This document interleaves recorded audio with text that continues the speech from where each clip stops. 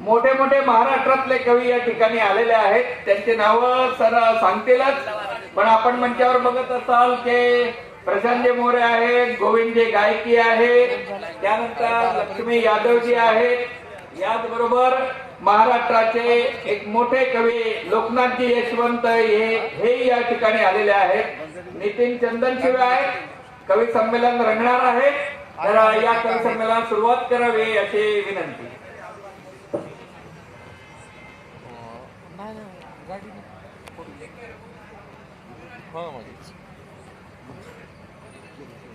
मित्र हो, 18व्या विद्रोही साहित्य संमेलनाच्या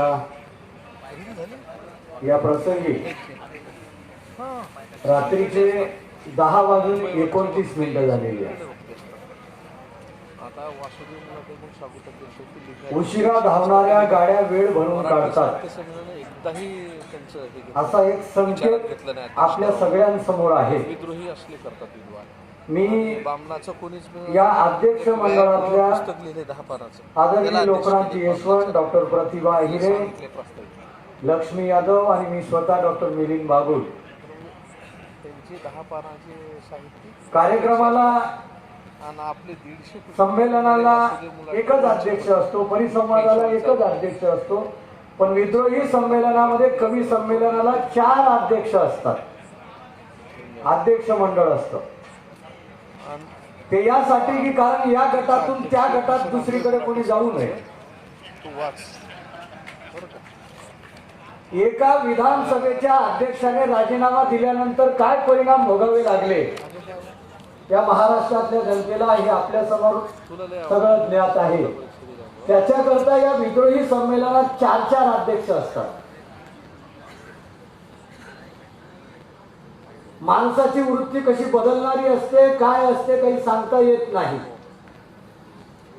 कवी गुलजार असं म्हणतात की आंखें तालाब नहीं फिर भी भर आती है, आंखें तालाब नहीं फिर भी भर आती है, दिल कांच नहीं फिर भी टूट जाता है. आंखें तालाब नहीं फिर भी भर आती है, दिल कांच नहीं फिर भी टूट जाता है, आदमी मौसम नहीं फिर भी बदल जाता है. आणि म्हणून अशा या माणसाच्या विषयी सकाळी बरीचशी माणसं बोलली आणि म्हणून आजच्या या कवी संमेलनाच्या अनुषंगानं मी आमच्या सगळ्यात ज्येष्ठ कवी जे शारीरिक दृष्ट्या तरुण दिसतात ते आपल्याला सूचना करणारच आहेत. तत्पूर्वी मी प्रत्येक कवीला सूचना करतो की आटोपशीर, छोटीशी, लहानशी एका ओळीतली असेल तर ती चांगली कविता ठरेल आणि आशय संपन्न असेल तर ती सर्वात श्रेष्ठ असेल. कमी शब्दात चांगला आशय मांडणारा कवी आपल्यामध्ये अनेक असू शकतात. मी सगळ्यांचं मनपूर्वक स्वागत करतो आणि या कवी संमेलनाला सुरुवात करण्यापूर्वी या कवी संमेलनाचे सन्माननीय अध्यक्ष लोकनाथजी यशवंत यांचं स्वागत आणि सत्कार आदरणीय किशोरजी डमाले यांनी सन्मान चिन्ह देऊन करावा अशी मी त्यांना विनंती करतो. सन्मान चिन्ह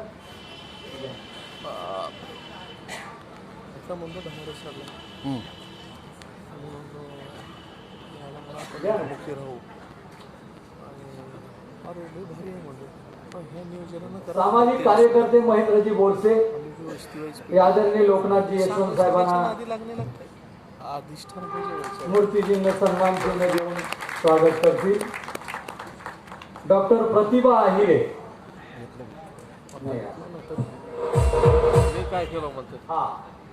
लक्ष्मी यादवजी यांचं स्वागत. डॉक्टर लीलाधर पाटील.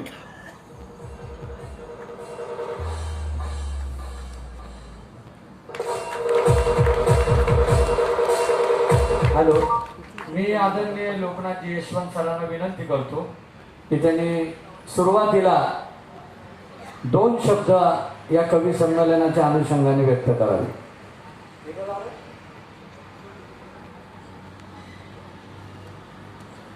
इतके चांगले चांगले कवी आहेत भाऊ मला इथं अध्यक्ष केलं त्याच्यामुळे मी खूप आभारी आहे. कारण चांगले चांगले कवी आहेत आणि मला आतापर्यंत माझा शोध घेऊन आलो की असं आपल्या हातानं काय लिहिलं गेलं आहे म्हणून. पण आता मी त्यांना उद्या विचारलं आज गडबडीत होते सगळं. आणि इथं म्हणजे कसं आहे की हे विद्रोही संमेलन आहे तर इथं म्हणजे असं माणसाच्या कविता बोला तुम्ही, माणसाच्या कविता. इथं म्हणजे कोणतं एक तरुण आहे रात्र दोन्ही राजसा झोपलात काढे असं बोगस कविता इथं म्हणायच्या नाही. सांगतो बा तुम्हाला म्हणायचं असेल ना कविता असल्या प्रेमाच्या चंद्रताऱ्याच्या तर तिकडे जाऊन इकडे बघा हो, मोबाईल मध्ये का बघत बसला? खूप मदत केली आहे तिकडे. मोबाईल खाली ठेवा बाजूला मोबाईल. पण मला इथं चेहऱ्यावर पाहून आलेले सगळे चांगले समजदार कवी मला दिसून राहिलेले आहेत. आणि आपल्या देशामध्ये खूप गरिबी आहे, 70% गरिबी आहे. आपली झोपडपट्ट्या खूप आहेत आणि कुठले चौकावर गावात बिचारे हात समोर करून असतात, भिकारी खूप आहे. तर त्याची जाणीव ठेवून आणि भूकमरी खूप आहे आपल्या देशामध्ये. आता तर अजून एक रिपोर्ट आला जागतिक रिपोर्ट की भूकमरी वाढली म्हणून आणि कुपोषण वाढलं म्हणून. तर याची जाणीव ठेवा. याच्या जाणीवीच्या तुम्ही कविता मला इतकीच माझी अपेक्षा आहे, बाकी काही अपेक्षा नाही.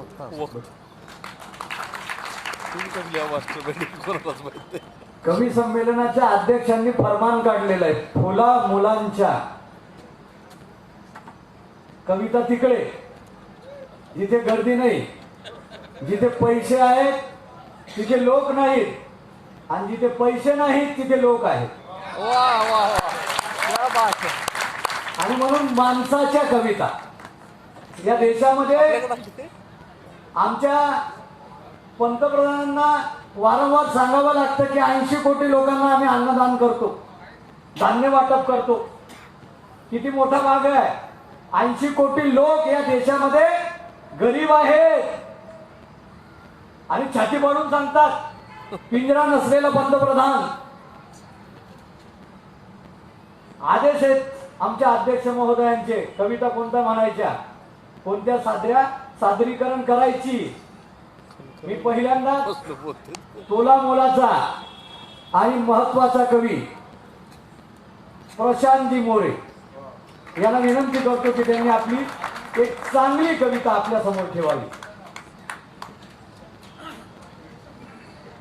प्रशांतजी मोरे सरांचं वैशिष्ट्य आहे, लोकनाथजींनी सांगितलं की इथे काहीतरी सुरू आहे तिकडे रेल्वे स्टेशनच्या पलीकडे, तिथल्या संमेलनाचं आमंत्रण ठोकरणारा कवी आपल्या समोर उभा आहे.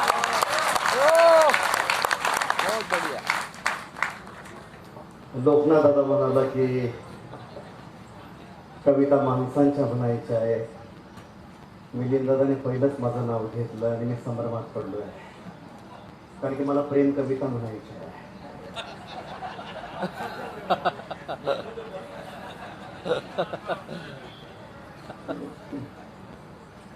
काय देणं घेणं होत सांग तुझं माझं पोरी, काय देणं घेणं होत सांग तुझं माझं पोरी. दोन जातीच्या मधली बया बुजवली दरी. काय देणं घेणं होत सांग तुझं माझं पोरी. दोन जातीच्या मधली बया बुजवली दरी. दोन जातीच्या मधली बया बुजवली दरी. घट मारलेस हात विद्रोहात केले बंड. घट मारलेस हात विद्रोहात केले बंड. काळजान गायले ग सखे तुझेच अखंड. काळजान गायले ग सखे तुझेच अखंड. काय देणं घेणं होत, काय देणं घेणं होत सांग तुझं माझं पोरी. दोन जातीच्या मधली बया बुजवली दरी. जात छिनाल म्हणाली, जात रांडव म्हणाली. जात छिनाल म्हणाली, जात रांडव म्हणाली. दोन जीवा भावामध्ये लावे भांडण म्हणाली. जात छिनाल म्हणाली, जात रांडव म्हणाली. दोन जीवा भावामध्ये लावे भांडण म्हणाली. जात मातीत गाडून तूच जागवल मढ. जात मातीत गाडून तूच जागवल मढ, तुझ्यामुळेच ग पुरी झाली अमवशा गोड, तुझ्यामुळेच ग पुरी झाली अमवशा गोड. जात करंटी कपटी तिच दुवार हे रूप, जात करंटी कपटी तिच दुवार हे रूप. मनुस्मृती जाळणारा होता तुझा माझा बाप, जात कपटी करंटी तिच दुवार हे रूप. मनुस्मृती जाळणारा होता तुझा माझा बाप. जात पात जाळून या करू साऱ्यांचं ग भलं, जात पात जाळून या करू साऱ्यांचं ग भलं. संविधानाच्या नावान चल म्हणू चांग भलं, संविधानाच्या नावान चल म्हणू चांग भलं. ती म्हणाली देव पावतो, ती म्हणाली देव पावतो, हुतात्म्यात मेली फुले. ती म्हणाली देव पावतो, हुतात्म्यात मेली फुले. मग मंदिराकडे कधी न वळाली ही पावले. ती म्हणाली देव पावतो. जात कपटी करंटी तिच दुबाड हे रूप. मनुस्मृती जाळणारा होता तुझा माझा बाप. जात जाळून या करू चल साऱ्यांचं ग भल, संविधानाच्या नावानं चल म्हणू चांग भल. तुझ्या कर्तृत्वाला बळे जिंदाबाद घे सलाम, तुझ्या कर्तृत्वाला बळे जिंदाबाद घे सलाम. उरलेले सुरलेले करू मोकळे गुलाम, उरलेले सुरलेले करू मोकळे गुलाम. वा वा, बहुत अच्छे. प्रशांतजींनी कवितेचं गायन करून आपल्या समोर कविता सादर केली. आमचे एक कवी मित्र आहेत, ते असं म्हणतात की दगडात देव येथे दगडाचा भाव आहे, दगडात देव येथे दगडाचा भाव आहे, बाकी जनावरांना माणूस नाव आहे. अशा माणसाची कविता प्रशांतजींनी सादर केली. मी आदरणीय लोकनाथजींना विनंती करतो की त्यांनी सन्मान चिन्ह देऊन त्यांचं या कविता सादरीकरणाच्या निमित्ताने प्रमाणपत्र. ओके.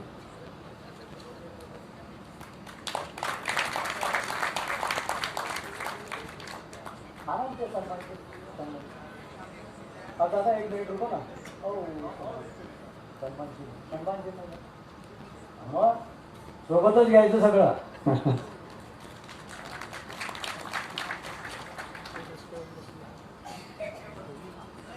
यानंतर नारायणपुरी, कवी मित्र नारायणपुरी आलेले नाही. ओके, चांगली गोष्ट आहे. प्राचार्य गोविंद गायकी,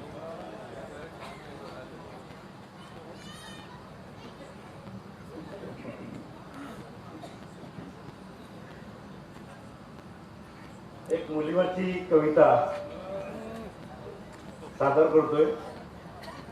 तसा मी चित्रपट गीतकार असल्यामुळे प्रेम कविताच म्हणणार होतो, परंतु बंधक दादान टाकल्यामुळे मुलीवरची एक कविता बापाचा आणि मुलीचं नातं या कवितेत मांडण्याचा प्रयत्न करतो मी. एक पाकळी पाकळी माझ्या घर त्यात आली,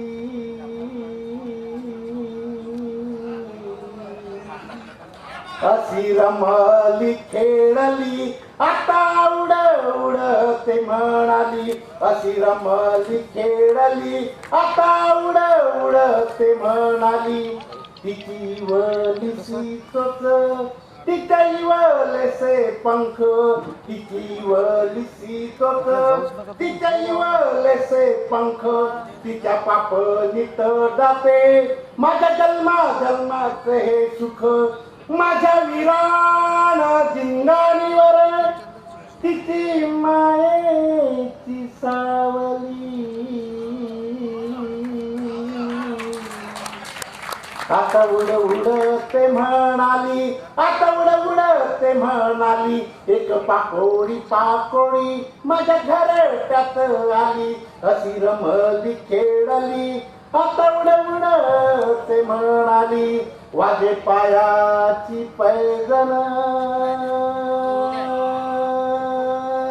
मन करे रुन झुन, वाजे पायाची पैजण, मन करे रुन झुन, मन करे रुन झुन, घर लागे दन दन, मन करे रुन झुन, घर लागे दन दन. भुईवराची ही वेल कशी मांडवावर गेली,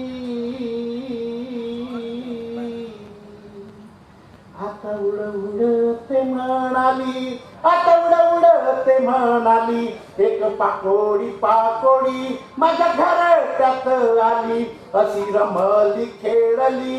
आता उड उडते म्हणाली, तिच्या स्वप्नातला मोर माझ्या अंगणात आला, तिच्या स्वप्नातला मोर माझ्या अंगणात आला. भर मांडवा मधी माझ काळीच खुडून गेला, भर मांडवा मधी माझ काळीच खुडून गेला. तिची उठाता हातोली होय जीवाची कायली कायली. आता उड उडते म्हणाली, आता उड उडते म्हणाली, एक पाकोडी पाकोडी माझ्या घरट्यात आली, माझ्या घरट्यात.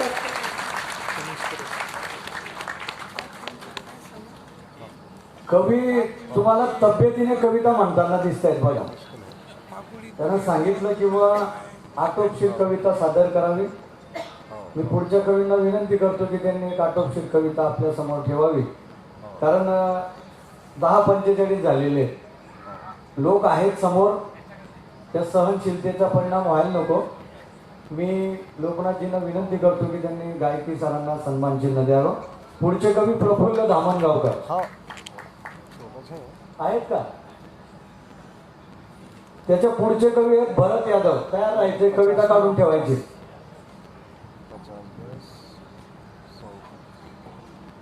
कवितेचं शीर्षक आहे माणसाची कविता. कालवू नये त्याने विष